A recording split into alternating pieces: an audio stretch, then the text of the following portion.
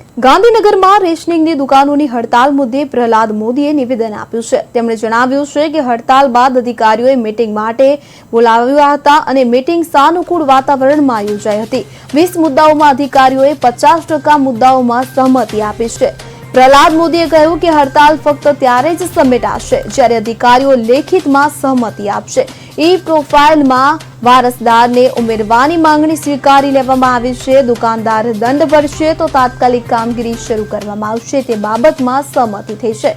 ભૂતકાળમાં સહમતિ થયા છતાં છેતરાઈ ગયા હોવાનું તેમણે જણાવ્યું અને આ વખતે તે લોકોને છેતરવાનું નહીં થાય તેવી શંકા વ્યક્ત કરી છે।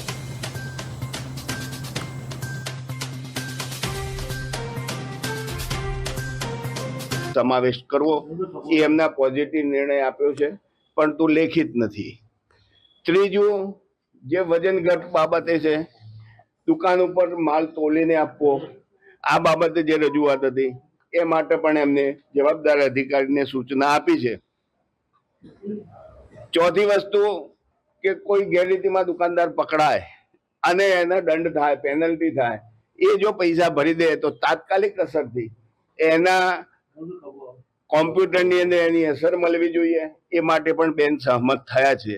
સવાલ એ છે કે સહમતિ તો છે પરંતુ લેખિત ન મળે ત્યાં સુધી ભૂતકાળમાં અમે છેતરાયેલા છીએ સહમતિઓમાં એટલે આ વખતે છેતરાવા માંગતા નથી એટલે અમારું આંદોલન યથાવત છે। ઓકે।